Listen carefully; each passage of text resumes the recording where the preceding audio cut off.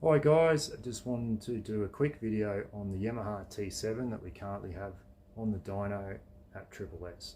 This particular version is a 2021 model and it's in for a custom remap to get rid of that annoying deceleration fuel cut that causes a surge and very jerky running down low. This customer's complaining going around roundabouts and going on single track. He was nearly crashing the bike because it was that bad. Now it's an individual scenario, this one. Some guys complain about it, some guys don't. Some bikes do it and others don't. Now there's lots of different ECU variations for the T7 throughout the years. We can reflash from anywhere from the early model up until the 25 model. It's no problem at all. This particular bike, it's a 21 model. We've now fixed the deceleration fuel cut. We've turned it off. We've optimized the fuel tables and the ignition tables, and in the process we've picked up 5 horsepower. Yes, you heard that, 5 horsepower just from the remap on this particular bike. Now I'll show you the dyno graph here in a minute. I will post the dyno graph up on our Facebook page and in this video as well, so you can get a closer look, because it's going to be difficult to see. But there's the before and after right there. So just for doing a remap, the gains are very impressive indeed. Now if you live locally, we're based in Tamworth, New South Wales. We're happy to do a custom tune to suit your particular T7 and the modifications that you've already done or would like to do, of course. Now if you don't live locally, that's fine. We offer a mail-in service for you guys.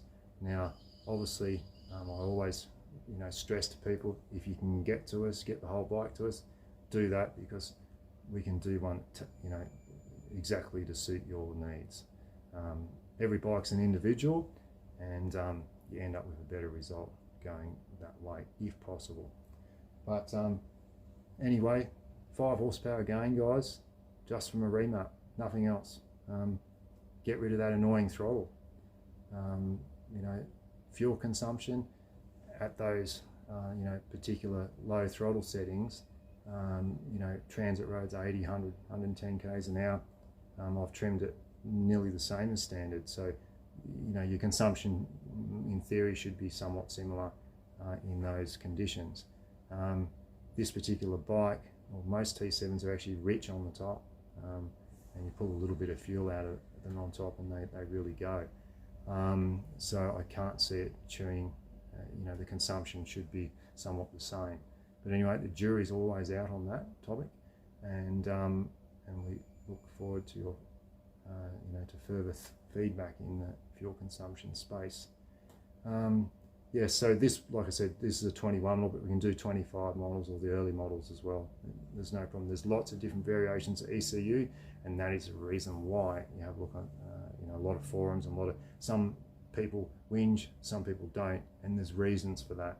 Okay, so it depends which ECU number you have and which versus the calibration ID. The oxygen sensor is disconnected on this model. You must disconnect the oxygen sensor, and it's located, I'll show you now, it's located on the right hand side, just up in here. Now you don't have to pull anything off. I'll put pictures on the website about that. You just use a little screwdriver like this here to push the little detent down. It just flicks apart. If you want to pull it all apart, you can do that too, but you don't have to. Now the ECU, if you're doing a mail-in job, so it's underneath the left-hand side. I'll just lift that up. It's up in there. It's just in a rubber boot. It's very easy to get out. I think that you could remove the ECU and disconnect the oxygen sensor probably under 15 minutes to do both processes. There'll be photos about where it's located and how to do it on the website. listing as well. Anyway, over and out. Thanks for viewing.